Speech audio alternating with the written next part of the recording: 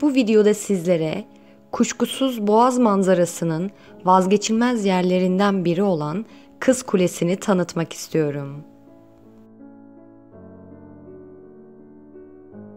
Kız Kulesi hakkında çeşitli rivayetler anlatılır. Efsanelere konu olan İstanbul Boğazı'nın Marmara Denizi'ne yakın kısmında Salacak açıklarında yer alan küçük adacık üzerine inşa edilmiştir. Geçmişi 2500 yıl öncesine dayanan bu eşsiz yapı, İstanbul'un tarihine eş bir tarih yaşamış ve bu kentin yaşadıklarına görgü şahitliği yapmıştır. Antik çağda başlayan geçmişiyle eski Yunan'dan Bizans İmparatorluğu'na, Bizans'tan Osmanlı'ya tüm tarihi dönemlerde var olarak günümüze kadar gelmiştir. Üsküdar'ın sembolü haline gelen kule, Üsküdar'da Bizans devrinden kalan tek eserdir. İlk olarak Yunan döneminde bir mezara ev sahipliği yapan bu ada, Bizans döneminde inşa edilen ek bina ile gümrük istasyonu olarak kullanılmıştır. Osmanlı döneminde ise gösteri platformundan savunma kalesine, sürgün istasyonundan karantina odasına kadar birçok işlev yüklenmiştir. Asli görevi olan ve yüzyıllardan beri varlığı ile insanlara, geceleri ise geçen gemilere göz kırpan feneri ile yol gösterme işlevini hiç kaybetmemiştir. Çok eski tarihi geçmişi olan Kız Kulesi, bir zamanlar Boğaz'dan geçen gemilerden vergi alınmak maksadıyla kullanılmıştır. Kule ile Avrupa yakası boyunca büyük bir zincir çekilmiş ve gemilerin Anadolu yakası ile Kız Kulesi arasından geçişine izin verilmiştir. Bir süre sonra kule zinciri taşıyamamış ve Avrupa yakasına doğru yıkılmıştır. Kuleden suyun içine bakıldığında yıkıntıları görülebilmektedir.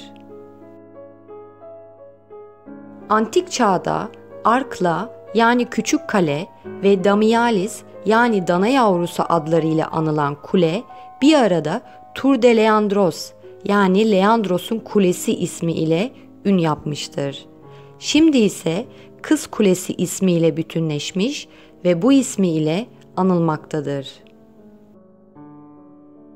Bugün görünen kulenin temelleri ve alt katın önemli kısımları 2. Mehmet devri yapısıdır. Kulenin etrafındaki sahanlık geniş kaplanmıştır. Üstündeki madalyon halindeki bir mermer levhada kuleye şimdiki şeklini veren Sultan II. Mahmud'un Hattat Rasim'in kaleminden çıkmış 1832 tarihli bir tuğrası vardır.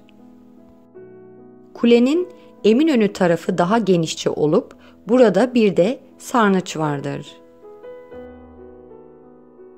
Kız Kulesi belki de hakkında en çok efsane türetilen İstanbul eserlerinden biridir. Yunanlar, Romalılar ve Osmanlılar ayrı ayrı efsaneler anlatmışlar, bu hikayelere göre de kuleye isimler vermişler. Yunan efsanesine göre Atina kralı Hares'in çok güzel bir eşi varmış. Salacak sahilini çok sevdiğinden öldüğünde onu buraya gömdürmüş. Yunanlar da bu nedenle sahile Damalis Salihi, kuleye de Damalis Kulesi demişler.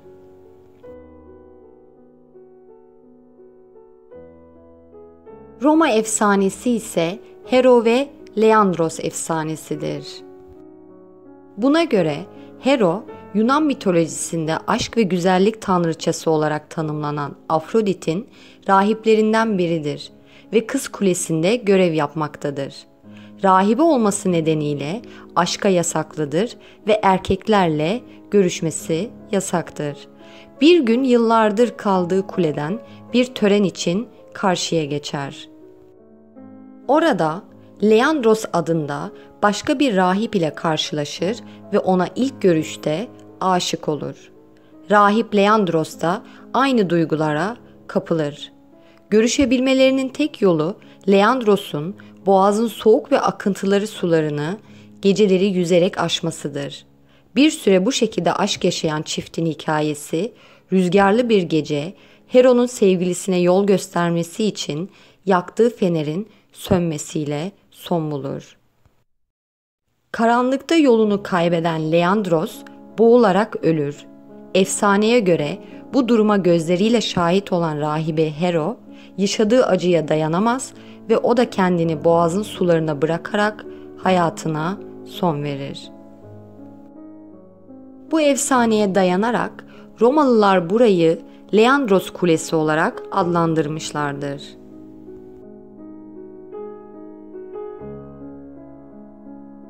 Bir diğer Kız Kulesi efsanesi, sepetle birlikte kuleye gelen zehirli yılanı anlatır.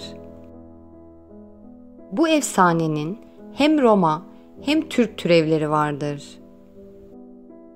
Romalılara göre eski çağlarda Romalı bir imparatora falcılar tarafından eşinin öleceği söylenir. O da kraliçesini korumak için Kız Kulesi'ne yerleştirir.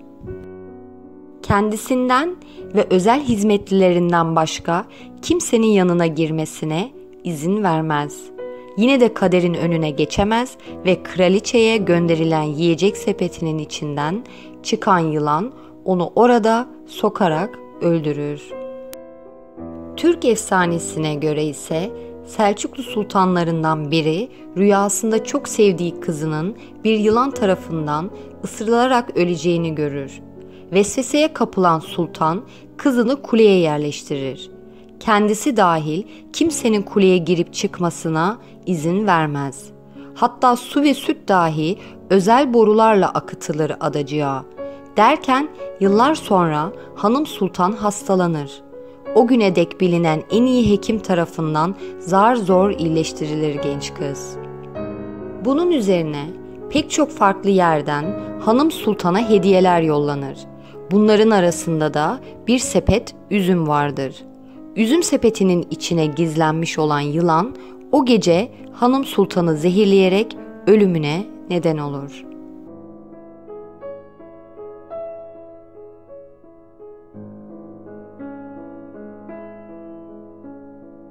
Bir başka Türk Kız Kulesi efsanesi de Seyit Battal Gazi hakkındadır. Battal Gazi, dönemin İslam halifesi Harun Reşid'in ordusuyla İstanbul kuşatmasına katılır. Kuşatmadan sonuç alamayan İslam ordusu geri çekilirken Battal Gazi Üsküdar'da kalmaya devam eder. Çünkü Tekfur'un kızına aşıktır. Ancak Üsküdar Tekfur'u imparatorun izniyle kızını kuleye hapsederek onu Battal'dan koparmaya çalışır. Bunun üstüne Seyit Battal bir gece Kız Kulesi'ni basarak hem Tekfur'un kızını hem de kuledeki hazineleri alarak kaçar. Meşhur "atı alan Üsküdar'ı geçti" deyiminin de bu efsaneye dayandığı söylenir. Binlerce yıllık gizemli bir tarihe sahip olan Kız Kulesi, kendine özgü kimliğine ve geleneksel mimarisine bağlı kalarak tamamlanan restorasyon çalışması sonrasında 2000 yılında kapılarını ziyarete açmıştır. Günümüzde gündüzleri kafe restoran, akşamları ise özel restoran olarak yerli ve yabancı ziyaretçilerine hizmet veren Kız Kulesi, düğün, toplantı, lansman, iş yemeği gibi pek çok özel davet ve organizasyona da ev sahipliği yapmaktadır.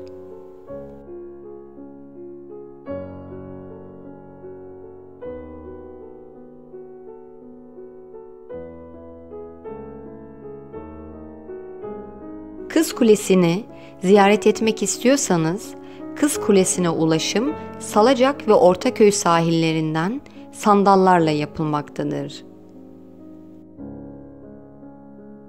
Mimarisi ve güzelliğiyle filmlere, efsaneleriyle şiirlere ve kitaplara konu edilen Kız Kulesi, İstanbul'un en gözde tarihi yapılarından biridir gerçekten.